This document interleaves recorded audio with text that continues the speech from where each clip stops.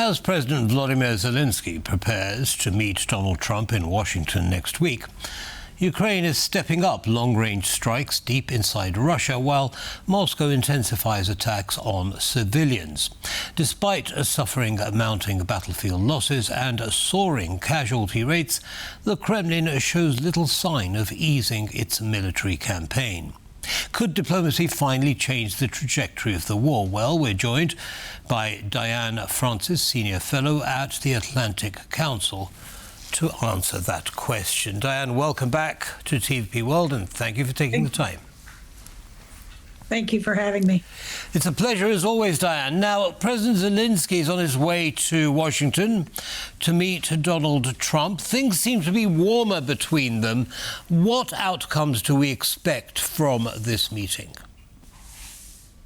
Well, the situation vis-a-vis Trump's attitude toward Ukraine has changed for the better pretty dramatically. And I think that's because, his Pentagon and so on are sort of letting him know how successful Ukraine is in its counterattack against Russia. Not only its bombing, it's what it calls its long-distance sanctions, bombing well inside Russia, but debilitating its oil exports.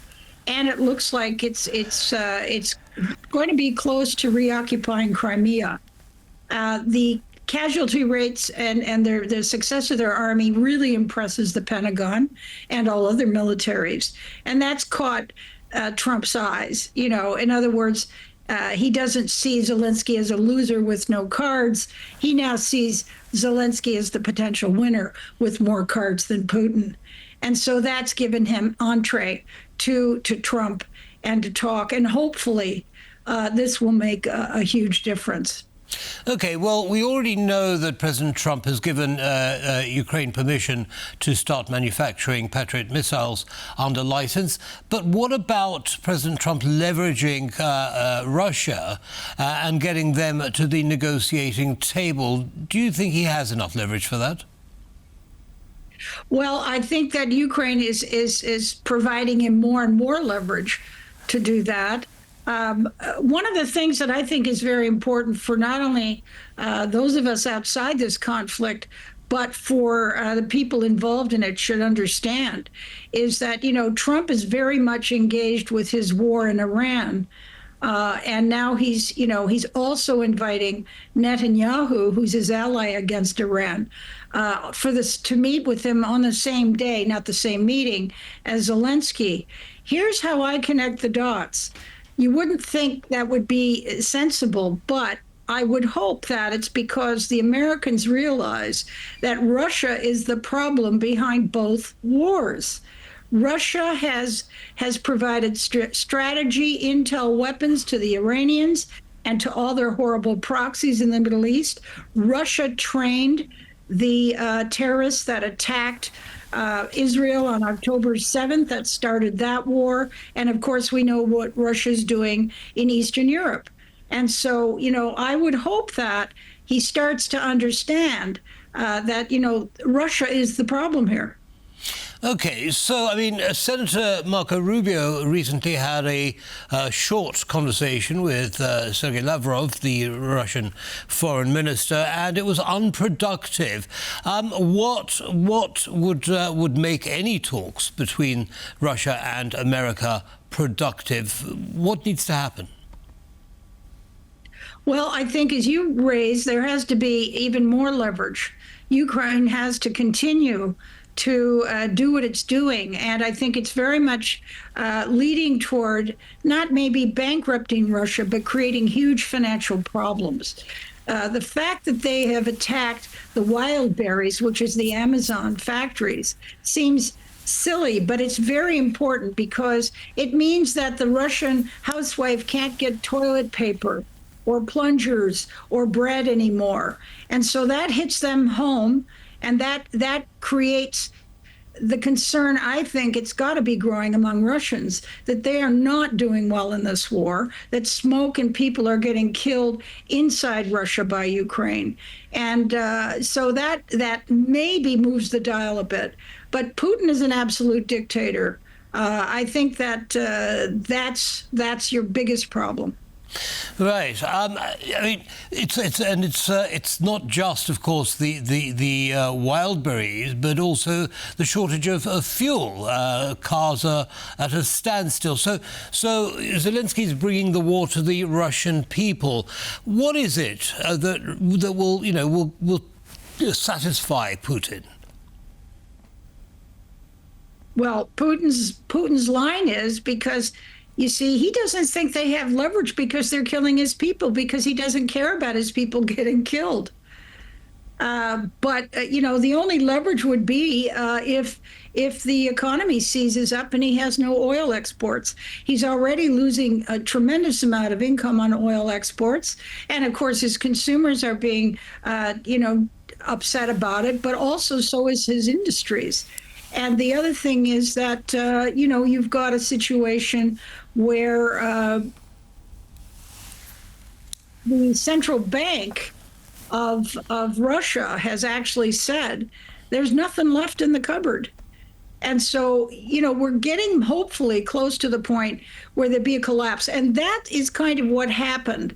That began after the Afghanistan mess that Russia made. Then all the troops who came back and all the casualties, people were very upset. The average Russian was upset. And then, of course, it imploded and fell apart, fell into pieces. That, I think, is the, probably the trajectory. Right, and you also, you mentioned Russian losses at the front line. British intelligence is saying that the average lifespan of a Russian at the front line for the first time is about 20 to 30 minutes. It sounds like an awful meat grinder, but does Putin really have enough people to continue to prosecute this war? So far, he does. Within his own country, he's bribing people, giving them big bonuses to join the army.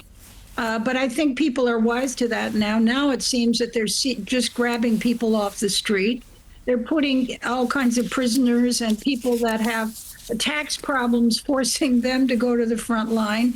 And then he's conducted a very large campaign in third world countries, again offering money to get some of their people to go to the front line, only to be killed immediately because they have no training.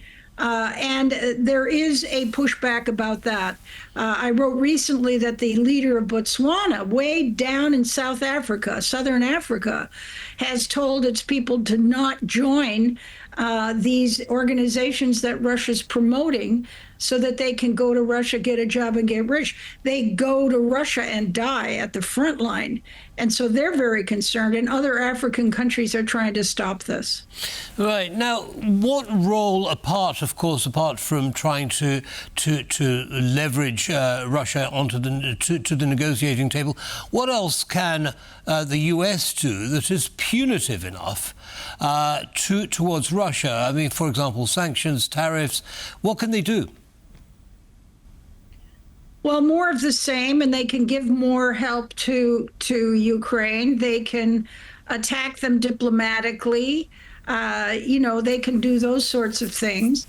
I think that what you're going to find is another thing that's happened, which is new, is that the death of Senator Lindsey Graham is going to play a small part in what happens. First of all, he was a friend of Donald Trump's, and he was totally supportive for Israel in its battle against Hamas, but also for Ukraine and its battle against Russia. And so the fact that, Netanyahu and Zelensky are both coming to Washington to pay the respects to Lindsey Graham, the president's friend, I think this kind of may move the dial a bit emotionally for Trump, and he's more or less said it. And the Congress is about to, it looks like, pass the most draconian sanctions ever on Putin's country, and that may really help it fall apart. So multi-layered pressure on Putin. Let's see if it helps. Diane Francis, as always, thank you very much for sharing your analysis with our audience, and have a good day. Same to you. Thank you. Bye-bye. And that brings us to the end of this episode of World News Tonight. Don't go away. Lots more coming up. Goodbye.